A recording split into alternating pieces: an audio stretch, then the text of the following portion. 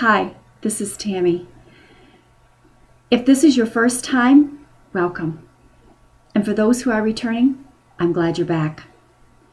I thought that maybe today I would begin to share my story, the story of my abortion.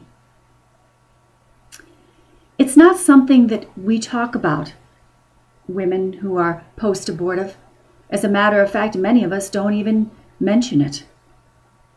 I find that quite odd. I mean, society tells us that it's okay, it's our choice, that we can do that. And yet, as soon as we walk out of that clinic, we never bring it up again. I mean, it's not something that we call our friends and say, hey, you want to have lunch? I just had an abortion. Let's talk about it. I know that might sound cold, but think about that.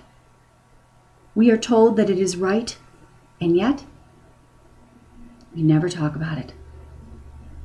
So I'd like to let you in on my story.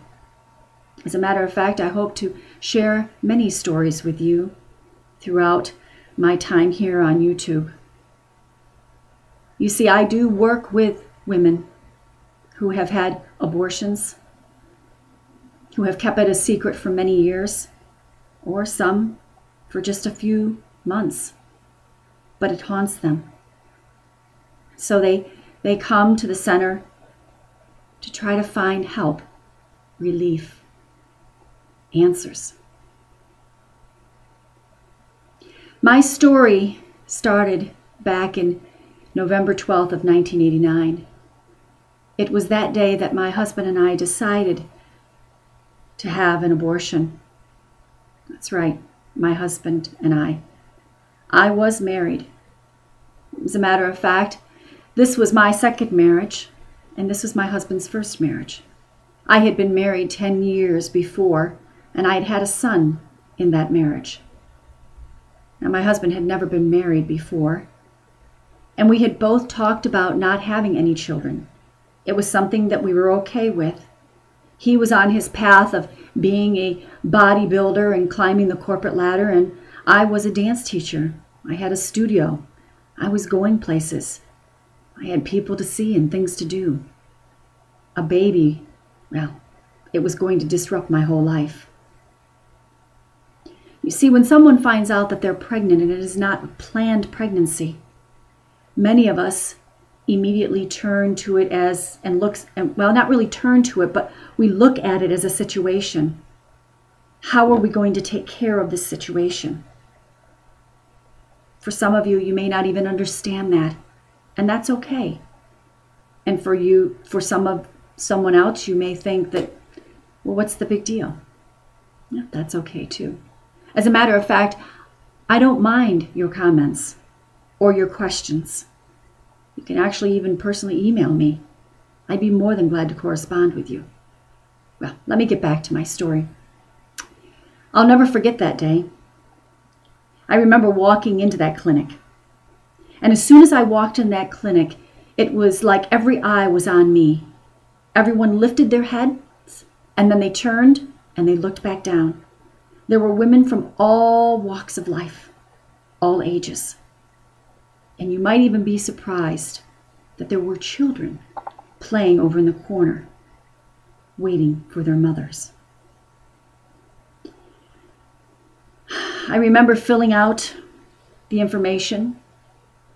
I remember going into the small room where the so-called counselor was asking us questions. You know, how did our faith play into this? How did we feel about the abortion? And then she gave me some pills and told me that it would relax me. And then she let us back out into the waiting room. Within a few short minutes, my name was called.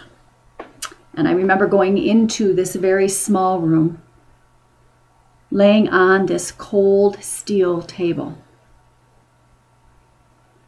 The doctor walked in.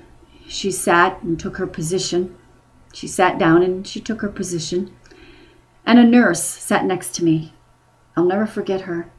She had long red hair. She held my hand. She kept saying to me over and over, "It'll be okay. Before you know it, it'll be all over with, and then you can get on with your life." You know, I think about it now, and I think, I wonder if she saw the pain in my eyes. I remember looking up at the ceiling and just hearing the doctor talk about nothing. Now, she knew that I was a dance teacher, so she talked about ballroom dancing and how she competed. And then I heard the sound of the machine. I'm not going to lie to you. It was very painful. I just wanted it to be over with. And as soon as that machine turned off, I became very angry. Let me be honest with you. I was angry at God. I was angry at myself. And I was angry at society for allowing it. Within a few minutes, they led me to another room, and they told me this was a recovery room to help myself to some snacks and juice and to wait here for a little while. On the TV, Bob Barker was playing. And sitting next to me was a young woman who was crying. She wouldn't stop. I wanted to go over and just shake her and say, "Would you just stop crying? You're the one that made this choice." But I said nothing. I'm not sure how long it was that I was in the recovery room. All I did was remember walking out of the clinic. And as I walked out of that clinic, I felt like I had left something behind. I felt empty. I really wasn't sure what it was or why I was feeling this way, because they had told me that I would be okay. So I I did. I stuffed it deep inside of me. I climbed into the front of the car on the passenger side. My husband was there waiting.